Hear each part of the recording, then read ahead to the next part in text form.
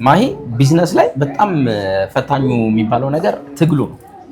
ያው በእርግጥ ካለ ትግል የሚሆን ምንም ነገር የለምና የቢዝነስ ትግል ግን ትንሽ ጠጠር ይላሉ ያታግላል በጣም ጉልበት ይጠይቃል ይባላል። ያው በተለይ ለጀማሪዎች ከመንገዱ በላይ ጀማሪው በጣም ይከብዳልና በከተማችን የተለያዩ ኢቨንቶች ይዘጋጃሉ በየሳምንቱ ጀማሪ ለሆኑ ሰዎች ይሄንን ትግል ወይም ደግሞ ከባዱ መንገድ ያቀላሉ የምንላቸው የተለያዩ ኢቨንቶች ይዘጋጃሉ። ከዛ መካከል አንደኛው ላይ ተገኝተናል።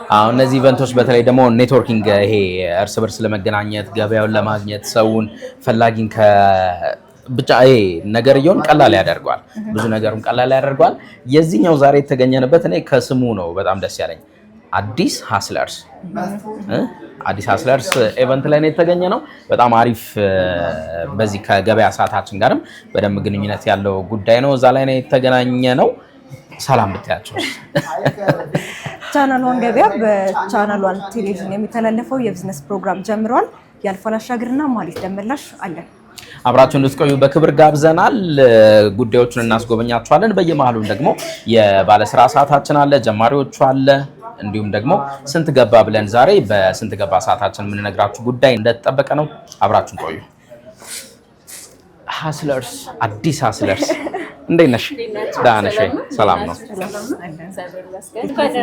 እንኳን ደህና ቆየሽን። ራስሽን አስተዋውቂ። ምስራቅ እባላለሁ። ከሎት ኢቨንትስ ማርኬቲንግ ማናጀር ነኝ።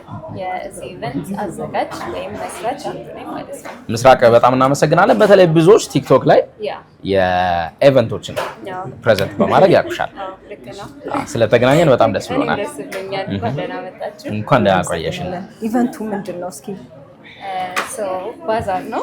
ባዛር ሆኖ ግን በብዛት የያዘው የኛ ሀገር የሚያመርቱ በተለይ ስሞል ቢዝነሶችን እንደዚህ አጋጣሚውን የማያገኙ ሰዎች እነሱን ሰፖርት ለማድረግ በዛው ነው የተዘጋጀው እና እቃም ከመሸመትም ከዛ ደግሞ ኔትወርክ ከማድረግም እንዲሁ ራሱ ምን አለ አዲስ ቢዝነስ አለ የሚለውንም ለማወቅ ራሱ ይረዳል ብለን ያሰብነው። በተለይ ለወጣቶች በጣም የሚገራርሙ ታያቸዋላችሁ እየዞራችሁ አዳዲስ እቃዎች ፈጠሮች አሉና በጣም ጥሩት ይመስለኛል። አሪፍ ነው። በጣም ከጠበቅነው በላይ ሰፊ ብዙ ተሳታፊ ያሉበት ያው የጎበኘንም ደግሞ እንመለከታለን። ቻናሏን ገበያ በዛውም ይሄኛው ክፍል 1 እና ክፍል 2 ብለን መቀጠላችን አይቀርም። ከብዛታቸው የተነሳ መቀጠላችን አይቀርም። በጣም ደስ ብሎናል ስላገኘንሽ። በጣም ደስ ብሎኛል ስለመጣችሁ። በብሎት ኢቨንትስ እናመሰግናለን። በጣም እናመሰግናለን። ከየት እንጀምር? እንደው እንደ ልጅነታችን እንደዚህ አቅጣጫ አይ ቲንክ ከውስጥ እንዲዞራችሁ ብትወጡ ይሻለናል። በሷ ጥቆማ አዎ፣ በጣም እናመሰግናለን። አብራችሁን ቆዩ። ቴንክ ዩ።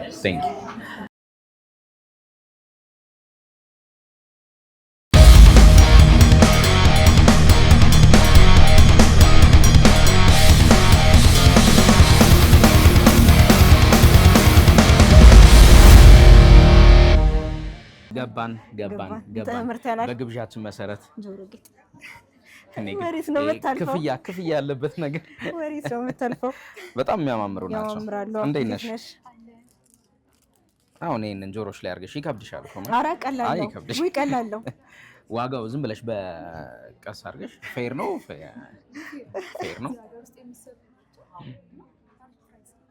በጣም አሪፍ። እቺ አፍሮ ነች እና ምንድን ነው? በእንጨት ነው። ይሄን እገዛልሻለሁ። ይሄን እገዛለሁ።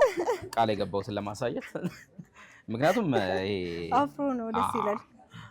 ሌላውን ግን ያምራል አለ ማለት አይደለም። ያምራል። እናመሰግናለን። በርቺ። እሺ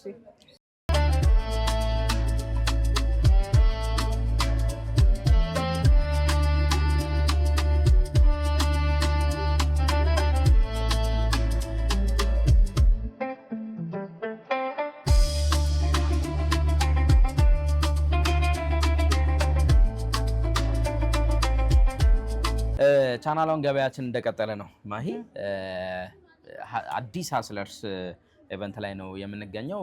በጣም አሪፍ ወጣቶችን ገና ጀመርን እንጂ አሉ ብዙ። እንቀጥላለን።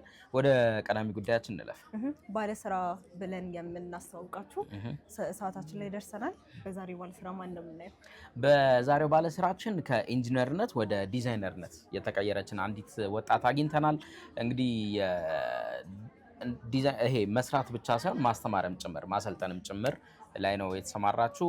በጣም ብዙ ወጣቶችን ለቁም ነገር ያበቃች ነች። ማህበራዊ ሚዲያ ላይ አይቻት ነበርና ተመልክቻት ነበርና ቢዝነስን ወይም ብርን ከመስራት በዘለለ ለሰዎች መስረፍ አለበት ስትልም ትደመጣለች። የህይወት ልምዷ ቀላል የሚባል አይደለም ብለን በዚህ በገበያ ሰዓታችን የባለ ስራ ሰዓት ላይ እርሷን ጋብዘናታል። እኛን ጎብኝ እንመልከትኛ ተከታተሉ።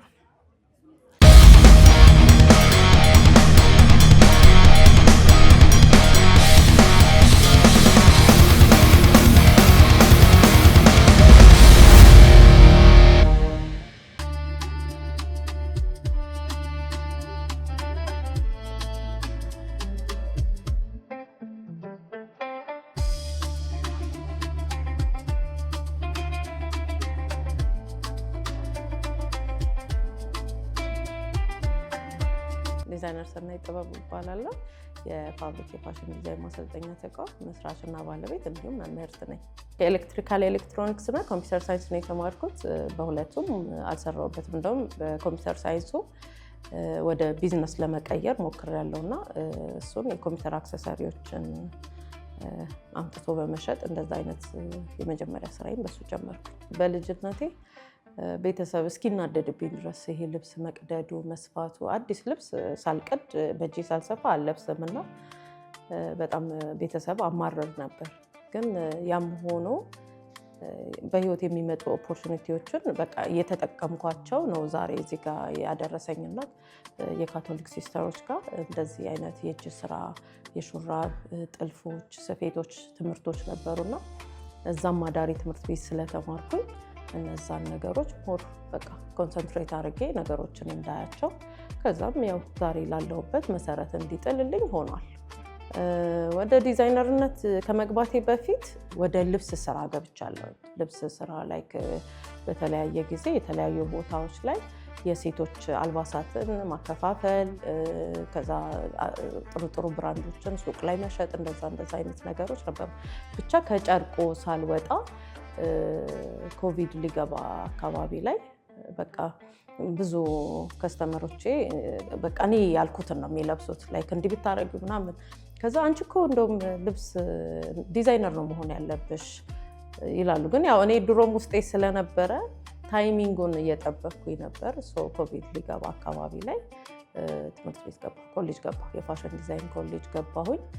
ኮቪድ ገብቶ በቃ ሁላችንም ተዘግተን ስንቀመጥ ቤቴ ላይ ቁጭ ብዬ በቃ ማሽን ብቻ እና እኔ ሆነን የምንገናኘው ማለት ነው። በዛ ጊዜ ላይ ብዙ ልብሶችን ዲዛይን አድርጌ ሰራሁኝ እና ልክ ኮቪድ ኦልሞስት 8 ወር ምናምን ሎክድ ሆኖ ስንወጣ እነዛን ልብሶች ሌላ ስራ ማቁመን ስለነበረ በቃ ሀሳቤ በሙሉ እነዚህ ልብሶች እንዴት ፕሮሞት ላድርጋቸው የሚለው መጣ። ከዛ ብዙ ጊዜ ያው ሶሻል ሚዲያው ላይ አለሁኝና አያለው የፋሽን ሾው ትሬቶችን፣ ፌስቶችን በየጊዜው የሚደረጉ አዳዲስ ዲዛይን ክሬት ሲደረጉ እነሱን እያየው አይ ቲንክ እኛ ሀገር ላይ የጎዳና ላይ የፋሽን ትሬት የሚባለው ኮንሰፕት አልተለመደም እና እኔም ደግሞ በዛ ዘርፍ ላይ ብዙም ሰው ስለማያቀኝ አዌርነሱም ስላልነበረ ራሴን ፕሮሞት ላደርግበት ወደ ዘርፉም ለመግባት ያንን ልብስ በቃ ጎዳና ላይ ለማሳየት ወሰንኩኝ ማለት ነው። በጣም በቃ ቻሌንጂንግ ጊዜ ማለት ከሆነ ቦታ ላይ ተነስተክ ልብስ ጎዳና ላይ ላሳይ ስትል ማንም የእብድ ወሬ ነው የሚሆነው። በጣም ብዙ ቦታ ሄጄ ብዙ ያለቀስኩባቸው ሲቹዌሽኖች ሀፕን አደረጉ። ፋይናሊ በቃ ትቼው ሁሉንም ነገር ትቼው ናፍቆት አዲስ አድማስ ሳወራት ዝም ብላ እሷ አንድ አርቲክል ጻፈችልኝና ቅዳሜ አምዳቸው ላይ ታይቶ ያችን ነገር በጣም ብዙ ሰው ሼር ሲያረጋ ታየሁኝና ከዛ ልተው የነበርኩትን እንደ አዲስ ማሰብ ጀመርኩ። ኦልሬዲ ልብስ 40 ኮሌክሽን እጄ ላይ አለ። ከዛ ቦታ ፍለጋ አዳራሽ ምናልባት ተከራይቼ ያንን ልብስ ሞዴሎች ካስታርጌ ብሰራ ማንም ላይ መጣልኝ ይችላል። ምክንያቱም እዛ ዘርፍ ላይ ያለው ሰው አልነበርኩኝም እና ክሽክሹ ግን አሪፍ ነው። የትኛውን ስጨርስ ኦቨርሎክ አድርጋት እሺ። እንትኑ አሪፍ ቆንጆ ነው።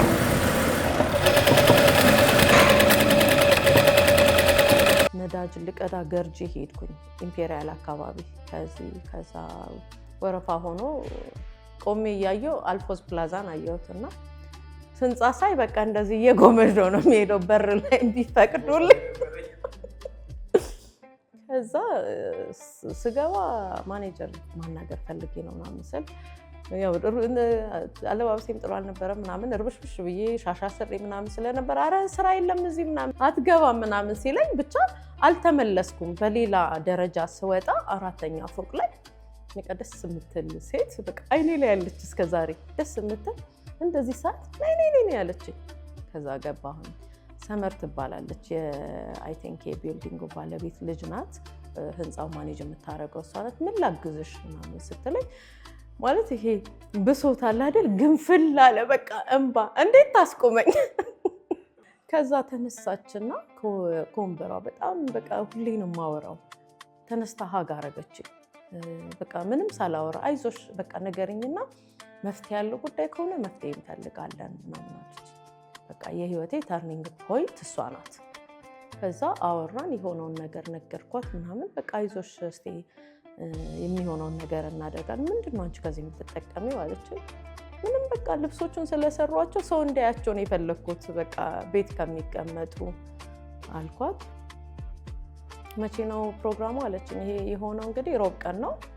እሷን ሮብ 10 ሰዓት አካባቢ ነው ያገኘኋት። ከዛ ቅዳሜ ኦልሬዲ ቀን እንደዚህ ይሆናል ስላት እስቲ ቆይ እንትን አታደርጊው ማለት ገርበብ አድርጊው አለችኝ እና ትንሽ ተስፋ ሰጣኝ። ወጣው ግን አልመሰለኝም። ከዛ በቃ ሞዴሎችን ከልብሱ ጋር አብረው እንትን ማድረግ ነበረብኝ ማለት ቦታም የለኝም። በቃ ትርምስምስ ያለ ነገር ነበረ። መጨረሻ ሐሙስ 10 ሰዓት ራሷ ደወለችልኝና በቃ ፈቅደንልሻል ስትል ኖ እኔ በወረቀት ካልሆነ አልኩኝ። ደብዳቤ ይዤ እመጣለሁ እሱ ላይ ፈርሚልኝ ስላት ችግር የለም ነው ያለችኝ። ሄድኩኝ። ከዛ ደብዳቤ ላይ ፈረመች። በቃ ማለት እግዚአብሔር ይባርካት። የእውነት ሁሌ ነው የምለው እንደዛ የሆነ በማይመስል መልኩ ቆንጆ ፕሮግራም ሆነ ማለት ነው። ያለኝን ነገር መስጠት ነው ያለብኝ ወደሚለው ደረስኩኝ። ከዛ ትምህርት ቤት ነው የምከፍተው ብዬ በቃ ድንገት ተነሳው። ልክ ኮቪድ ሲጨርስ በቃ ጀመርኩት።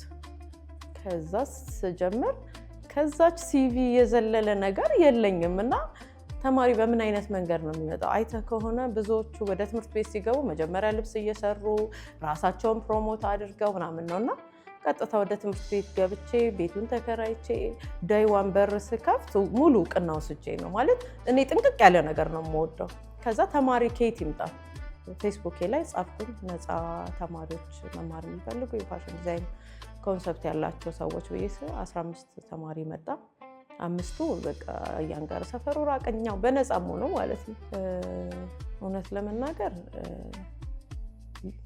ይሄ በምንም አይነት መልኩ በቃ ብዙ አመት የሰራ የሚመስል ተቋም ነው። በቃ የማቆም ይሄ የኢንቴሪየር ዲዛይኑም ሀሳቡ ኮንሰፕቱ የፋሽኑ ከዛ ከፋሽን ጋር ሆነና ሙሉ ሰዓቴን ሰጥቼ እየሰራሁት ስለነበረ የሚገርም ቆንጆ ትምህርት ቤት ከፈትኩኝ። በቃ ያው በየጊዜው ደግሞ አቅም የሌላቸው ትንሽ ደግሞ ኖሯቸውን ደገፍ ማድረግ የሚፈልጉ ሴቶች ይመጣሉ። ለሱ በራችን ክፍት ነው ሁሌም። ግን ያሰብሽው መርሜድ ነው አይደል?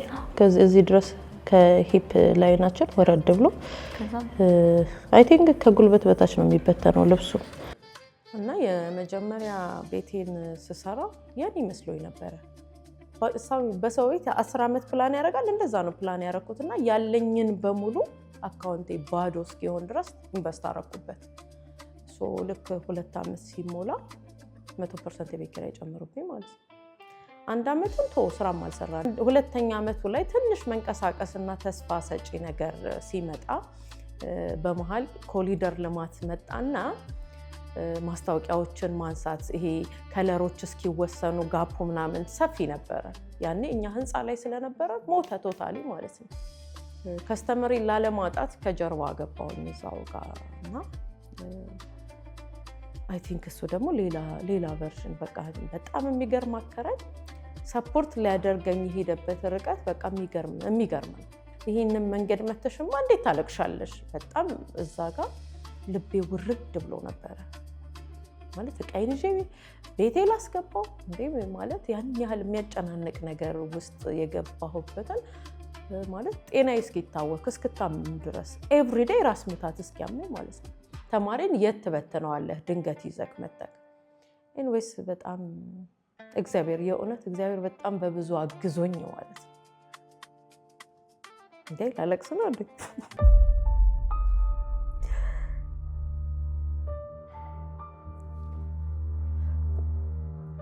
ኖ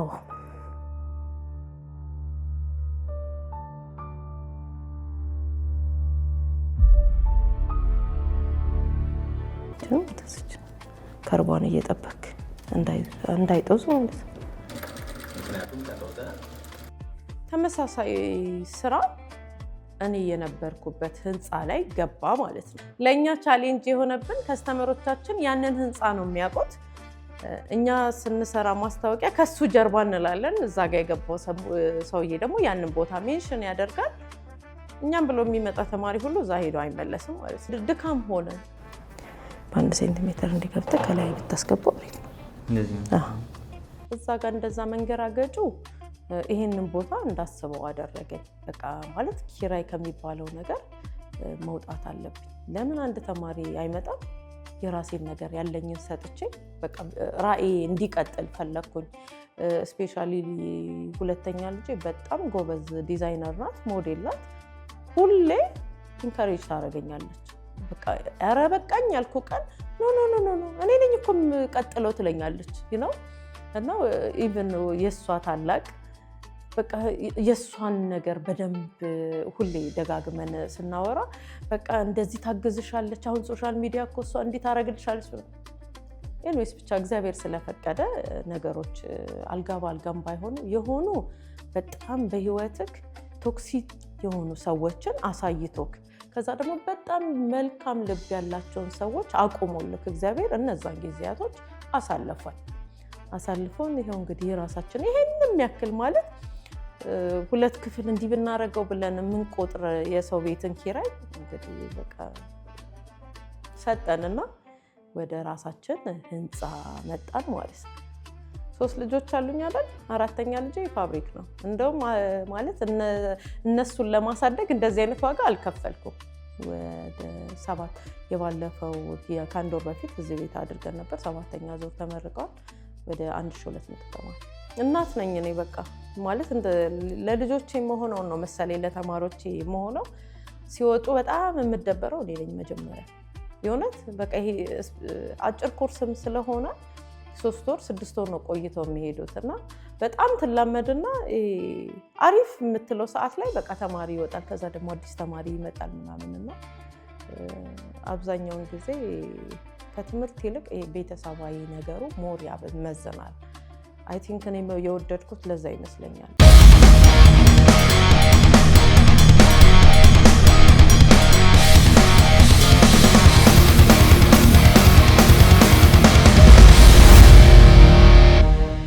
ሀስለርስ ላይ ነው ያለ ነው። ያው የእጅ ስራዎችን ብዙ ሰዎችን እያየን ነው። እንዴት ነሽ? የእጅ ስራ ነው ይሄ? ኦኬ ምን ነው ለማዘር ኦኬ ኦኬ ስከርቭ ነው እሱ።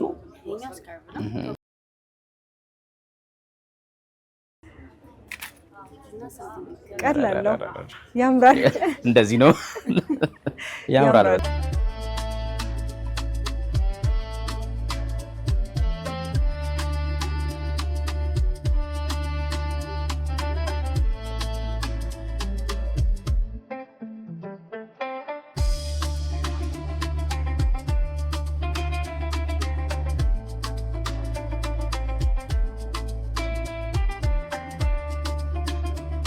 እነዚህ አይነት ጀማሪዎች አሉ እዚህ ቦታ ላይ ማለት እንግዲህ የጀማሪዎቹን ጉዳይ ካነሳን በገበያ ሰዓታችን ጀማሪዎቹ እንላለን አይደል?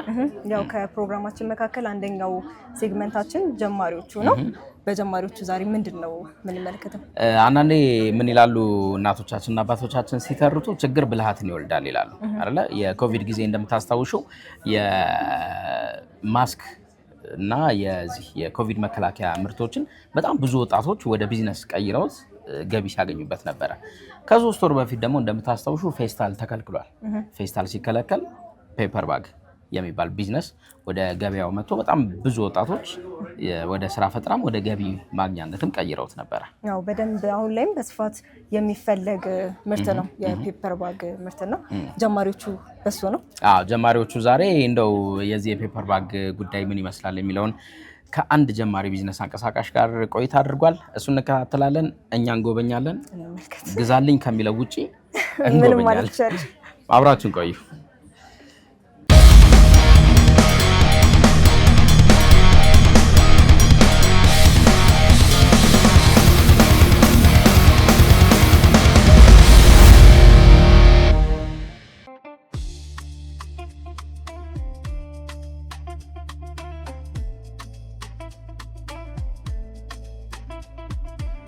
ስሜ ኤልያስ ተክለ ሚካኤል እባላለሁ። አሁን ያለነው ርብቃና ኤልያስ የወረቀት ዘንቢል ማምረቻ ድርጅት ውስጥ ነው ያለነው። እኔ በድርጅቱ ምክትል ስራ አስኪያጅ ነኝ። ባለቤቴ ርብቃ የድርጅቱ ዋና ማናጀር ነች።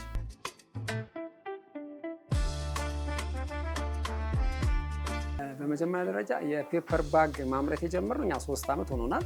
በዛን ጊዜ በነበረው ሁኔታ አሁን ያለው ሁኔታ ይመጣል የሚል ግምት አልነበረኝም፣ ግን የሆነ ቀን እንደሚሆን እርግጠኛ ነበርኩ። ያኔ እንደ መነሻ ያደረግነው ኦልሞስት ከኪሳችን ያዋጣነው ወደ 20 ሺህ ብር አካባቢ ዲፕሌክስ ፔፐሩን ገዝተን እቃ ማቴሪያሎቹ የገመዶቹ መንጉል የሚባል መብሻ አብሮ ለመስሪያ የሚያገለግሉት ነገሮችን ሁሉ ፈልገን ገዛ። ማርኬቱ እንዴት እንደሚመጣ ምንም አይዲያው አልነበረንም፣ ግን ያው ዶር ቱ ዶር ሄደን ለመጠየቅ ሞከር። ትልቁን ድርሻ ኦልሞስት 100% ማለት የሚያስችል ሁኔታ ባለቤቴ ነች። በእግሯ እየሄደች ከጠዋት እስከ ማታ ቤት ለቤት ሱቆች በሱቆች ከካፌ እስከ ካፌ ከቡቲክ ቤቶች ቡቲክ ቤት እየሄደች የፔፐር ባግ ትፈልጋላችሁ እያለች ትጠይቅ ነበር። እና በዛ ጊዜ አንዳንዶቹ የሚስቁም ነበሩ። ምንድነው ፔፐር ባግ? ምክንያቱም አልነበረም፣ ሀሳቡም አልነበረም እና ቻሌንጅ ነበር። ቀጣሪ ሰራተኞች አንዳንዶቹ ልጆች የወለዱ ናቸው። እነሱን አብረን እንቀጥራለን። ብዙ ጊዜ ችግሩኛ ሀገር ልጅ ከወለደች ሴት ልጅ ስራ የመቀጠር እድሏ ከባድ ነው። ምክንያቱም ልጇን የታረጓለች ነው። እኛ ጋር ግን እንደዛ ነገር የለም። ምክንያቱም ሰብአዊነት ስላለ ልጆቹ መጥተው ከእናቶቻቸው ጋር አብረው የስራው ቦታ ላይ ተቀምጠው እናቶቻቸው ስራቸውን ሰርተው ልጆቹም እዛው አብረው ውለው ይሄዳሉ ወደ ቤታቸው እና ጥሩ እየተሰራ ነው። ከእግዚአብሔር ግን የቦታው ጥበት ሞር አስፈተን እንዳንሰራ ተጨማሪ ደግሞ እንደዚህ በቤት ውስጥ ቁጭ ያሉ መስራት የሚፈልጉ ልጅ ኖሯቸው ግን ስራ ያጡ ሰዎችን በተጨማሪ ማሳተፍ እንድንችል ሰፋ ያለ ቦታ ማግኘት የምንችልበት አጋጣሚ ቢኖር በእርግጠኝነት አንድ ጠብታ ቢሆን አስተዋጽኦ እናደርጋለን እንደ ሀገር። እኛ አሁን ብናገኝ የምንፈልገው ስፔሻሊ እቃ ገዝተንም ለማስገባት እንድችል መሬት ላይ ያለ ሼዶች አሉ፣ መንግስት የሚሰራቸው ሼዶች ምናምን ከዚህ ፊት ያው ሰዎች የተጠቀሟቸው ያሉ ሼዶች አሉ። የዛ አይነት ታይፕ ቢሆንና መሬት ቦታ ላይ ቢሆን ባይዘወይ የግድ ሼድም ባናገኝ ችግር የለውም፣ ግን በኪራይም ቢሆን ነፃ ቦታ ብናገኝ በራሳችን ለተወሰነች ቀለል ባለ ማቴሪያል ግንባታ አድርገን መስራት ችለን ነገሮችን ማስኬድ እንችላለን። ምክንያቱም መሬት መሆኑ የፈለግነው ለምንድን ነው? ማሽን ያስፈልገዋል። ምክንያቱም ድርጅቱ እየሰፋ መሄድ አለበት። ያለ ማድረግ ፎቅ ላይ ከሆነ አያመች።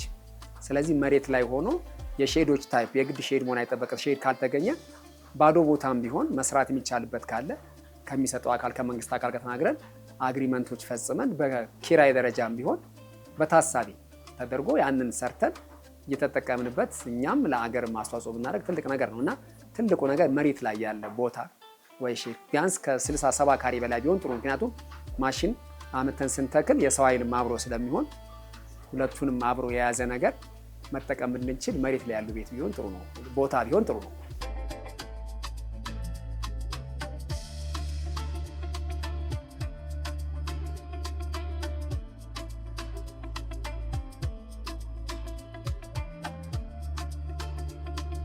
ሰው መሆን ለምን ፐርፐዝ ነው የመጣው? አላማ እንዴት ነው ማሳካት ያለብህ? መስራት ስትፈልግስ ምንድነው መስራት የምትፈልገው? በምትሰራው ውስጥ የምታደርገው አስተዋጽኦ ለሀገርም ለራስም ለቤተሰብ እሱን ታሳቢ ካደረጉ ምንም ነገር ከባድ አይደለም። ግን መጀመሪያ ለራስ ማመን፣ ትግሎችን ለማሸነፍ መሞከር፣ መውደቅ ካለ ከዛ ተምሮ ለመነሳት እንደ መነሻ እንዲሆን አድርጎ ካሰቡ መስራት መለወጥ ይቻላል። ከባድ አይደለም።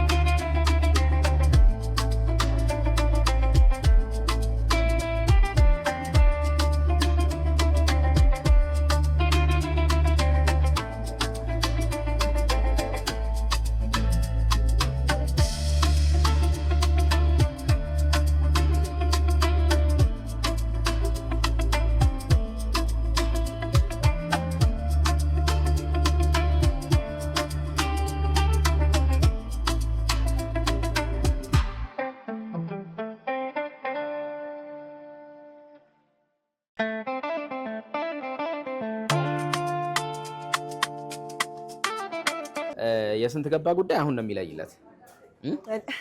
ምክንያቱም ውሻ በጣም አሁን ላይ ታዩ በቃ ውሻ በጣም እንትን እያለ ነው። ለሰርግ የምታወጪው ወጪ ፍቅራቸው እኮ ነው በጣም ደስ ይላሉ። ማሂ ገምቺ ዋጋ ያንተ ገምት። እሺ 150 ሺህ 150 ሺህ ይሄ 200 ሺህ ብር ነው። ያኛውስ እነዛ 60 ሺህ ብር። ዋው አሁን እኔ 60 ሺህ ብር የታቀፍኩ መስላለሁ። አሁን 60 ነው እዚህ 200። አይ በጣም አሪፍ ነው። እሷ ደግሞ 200 ታቀፋለች። በጣም ደስ ይላል። ስለ ዋጋ ካነሳን በዚሁ ወደ ስንት ገባ ሰዓታችን እንላለን። ስንት ገባ በዚህ ሳምንት የልብስ ማጠቢያ ማሽኖችን ነው ያጣራ ነው ዋጋ ያጣራ ነው። የልብስ ማጠቢያ ማሽን አጠቃቀም አሁን ላይ በጣም በስፋት ከምንጠቀምባቸው የማሽን አይነቶች መካከል ከቡና መፍጫ ቀጥሎ የልብስ ማሽን ነው። ከዛ ጋር ተያይዞ በጣም በርካታ ብራንድ ያላቸው የልብስ ማጠቢያ ማሽኖች ከተማችን ላይ ይገኛሉ። እኛ ወደ አንዱ ገባ ብለናል። ስንት ነው እንደው እስከ ስንት ታገኛላችሁ የሚለውን ዋጋ እንነግራችኋለን። ጠቆም አድርገን እናልፋለን። ስንት ገባ?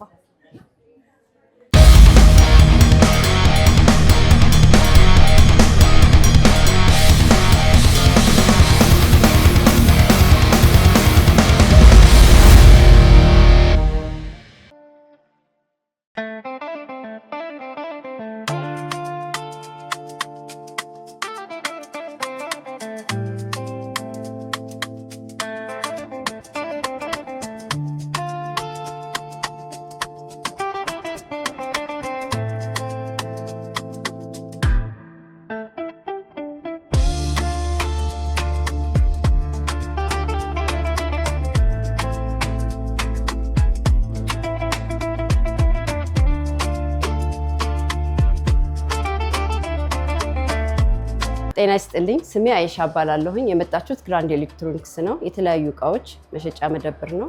ለዛሬ በዋነኝነት ልናሳያችሁ የምንፈልገው የልብስ ማጠቢያዎችን ነው።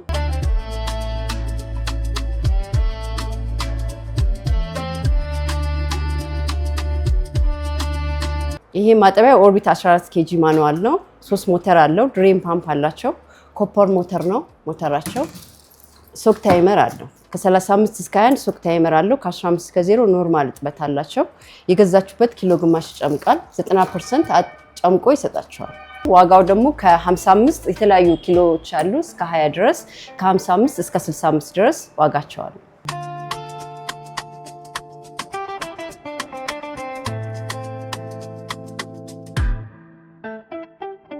ይሄኛው ደግሞ ኦርቢት 16 ኬጂ ነው። መጀመሪያ እንደነገርኳችሁ 3 ሞተር አላቸው። ድሬን ፓምፕ አለው። ኮፐር ሞተር ነው ሞተራቸው። ከዚህ ከ14 ኬጂ ጋር የ2 ኪሎ ልዩነት አላቸው። ትንሽ ሰፋ ይላል። ማሻው ሩለር ነው። በቀላሉ ለማሸት የሚጠቅሙ የሚረዱ ናቸው። የዚህ ዋጋ ከ60 እስከ 65 ሺህ ነው።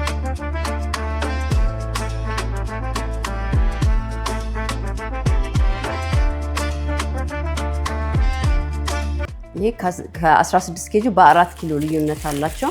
እንደገና ደግሞ ገዘፍ ያለ ነው፣ ትልቅ ነው። ለስራም የሚያገለግል ነው። በጣም ትልቅ ነው። 20 ኪሎ ነው፣ 20 ኬጂ ነው። መጭመቂያውም እንደዛው 10 ኪሎ ነው። 10 ኪሎ የ20 ግማሽ 10 ኪሎ ይጨምቃል። እንደነገርኳችሁ እዛ ጋር 3 ሞተር አለው። ድሬን ፓምፕ አለው። ማሻውም ልክ እንደነዛው አንድ አይነት ማሻ ነው ያላቸው።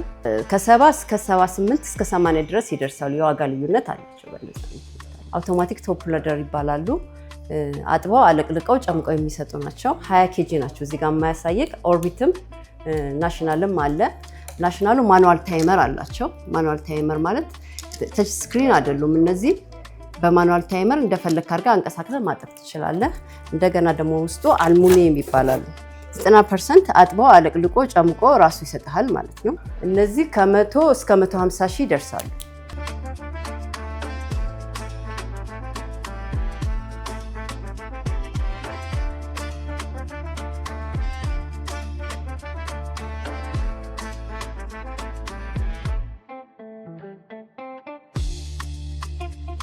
አሁን ከነገርኳችሁ አነስ ያለ ኬጂ ናቸው። 16 ኬጂ ነው። አጥቦ አለቅልቆ ጨምቆ ይሰጣል። በላይ ነው የሚከፈቱት። ማኑዋልም አውቶማቲክም መሆን ይችላል። ዋጋው በእነዚህ ከሆነ ከ70 እስከ 80 ድረስ ይደርሳል።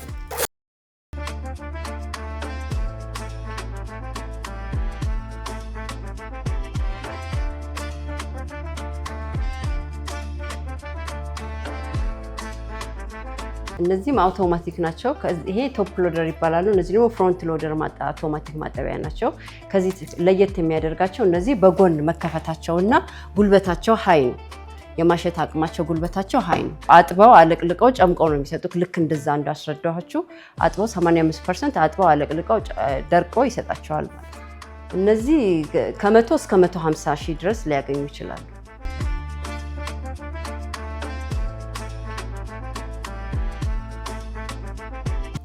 እኛ ጋር መጥተው አሁን እስካሁን ድረስ ያዩአችሁትን እቃዎች ሲገዙ የ2 ዓመት ዋራንቲ እንሰጣቸዋለን። ዴሊቨሪን ቤት ድረስ አለ። ከነገጣሚው ቤት ድረስ አድርሶ ገጥሞ አስተካክሎ አሳይቶ ይወጣል። እኛን ለማግኘት አድራሻችን በቁጥር 1 አያት አደባባይ ወደ ጣፎ መሄጃ ጋር ታገኙናላችሁ። በቁጥር 2 ደግሞ መገናኛ ያዱት ህንፃ ላይ ግራውንድ ላይ ልታገኙ ትችላላችሁ።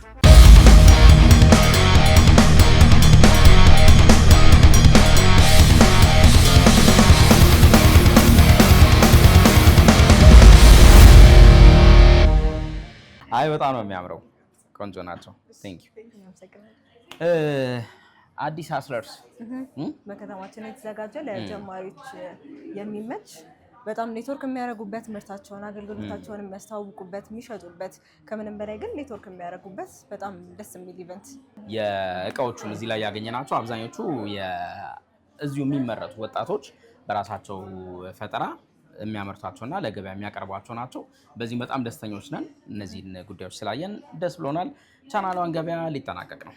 የዚህ ሳምንት የቻናሏን ገበያ የቢዝነስ ፕሮግራምን ያልፋል አሻገርና ማሪት ደመላሽ ይዘን ቀርበን ነበር።